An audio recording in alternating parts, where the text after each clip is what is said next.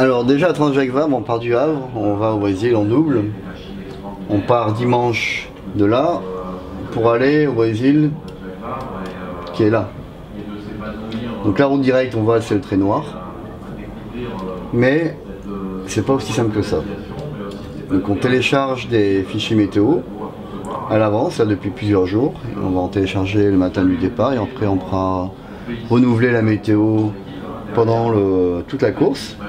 Alors aujourd'hui, quand on dit à l'ordinateur on va aller au Brésil, il nous dit d'abord pour aller au Brésil, il faut sortir de la Manche. Donc au fur et à mesure qu'on clique là, la souris nous dit le vent qu'on va rencontrer. Donc a priori on va partir vent arrière pour sortir de la Manche avec du vent relativement établi. Là on voit 15 nœuds, 16 nœuds. C'est le vent qui est donné au moment où on aura dépassé Cherbourg. On a malgré tout quelques petits pièges. On a des zones interdites. Ici, c'est le rail des cargos. En gros, c'est l'autoroute des cargos, on n'a pas le droit d'y passer. Si on y passe, on peut prendre des pénalités. Donc c'est un obstacle. Également ici, au large de Ouessant, on n'a pas le droit d'y passer. Donc pour l'instant, la météo associée à l'ordinateur nous dit de passer entre l'Angleterre et Ouessant et nous fait aller une route extrêmement ouest.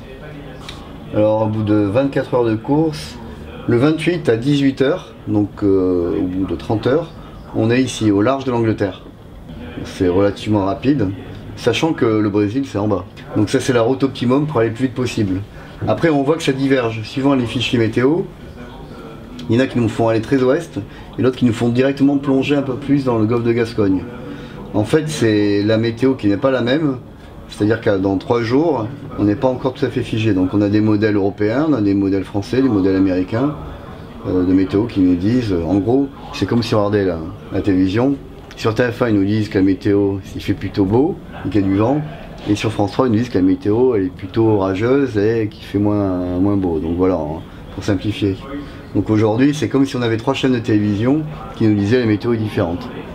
Plus on va s'approcher de l'échéance, plus on va s'approcher du dimanche, plus en principe ils devraient se mettre d'accord.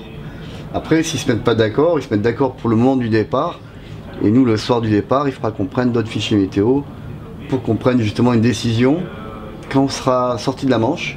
Soit on continue ouest, soit on descend sud. Ça, le logiciel il nous dit où aller. Donc il ne nous dit pas après le rond-point on tourne à gauche. Ouais. Mais il nous dit pour lui, c'est pas le rond-point, pour lui c'est la météo. Il y a des zones où quand le vent est de face, on est obligé de contourner comme un rond-point. Donc voilà, donc c'est pour ça, en gros, ici il y a un rond-point, on ne peut pas traverser le rond-point, soit on le contourne dans un sens et on fait le tour du rond-point, soit on coupe le rond-point à l'envers et on passe à l'intérieur. Nous on appelle ça couper le fromage. Okay. Là on coupe le fromage et là on contourne le rond-point. Il faut imaginer que c'est pas forcément la route la plus directe qui est la plus rapide. Si on va chercher le vent le plus optimum pour aller le plus vite possible. En fait, l'ordinateur, on lui demande conseil, mais l'ordinateur, il n'a pas le nez extérieur. Nous, on va tenir en compte pas mal d'autres choses. Il y a un décalage souvent avec le vent qui est annoncé et le vent réel. Les rafales également. L'ordinateur nous donne les rafales, mais des fois, dans la réalité, c'est plus fort ou moins fort. Il y a l'état de la mer aussi. Il y a le comportement du bateau. Et ça, c'est nous, c'est notre pif, entre guillemets, quoi. Donc du coup, la décision ultime, c'est nous qui la prenons à bord.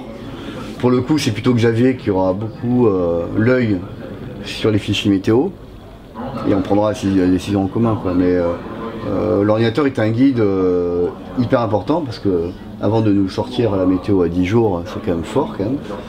Mais nous, après, la dernière décision, c'est nous qui la prenons. C'est pas Virtua Skipper. D'accord. On aimerait bien des fois, mais non. Et puis des fois, on s'y attache à être le plus proche possible de ce qu'il nous dit, mais des fois, soit on y arrive facilement, soit on n'y arrive pas. Ce qui fait qu'à 24 heures de la course, on va relancer d'autres routages. À 36 heures, pareil. En gros, toutes les 6 heures, on va relancer ces petites trajectoires. Donc au moment du départ, en gros, on va savoir à quel moment on va franchir l'équateur.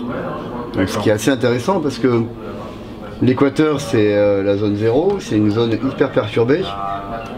Et souvent, la trajectoire d'équateur, elle se décide quasiment après la sortie de la Manche.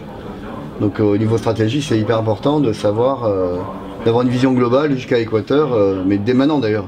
pour savoir dans quel flux on va se situer. Alors la chance qu'on a, c'est qu'on travaille avec un météorologue à terre, ouais, qui déblaye le travail pour nous, Christian Dumas, qui va venir à bord cet après-midi, qui fait des formations continues. Moi pour ma part, il va faire des formations jusqu'au Vendée Globe. Et il nous a composé un roadbook, comme pour le Paris-Dakar. d'accord. Après la dune, il faut passer à gauche, attention, le sable est mou, et là c'est un peu pareil.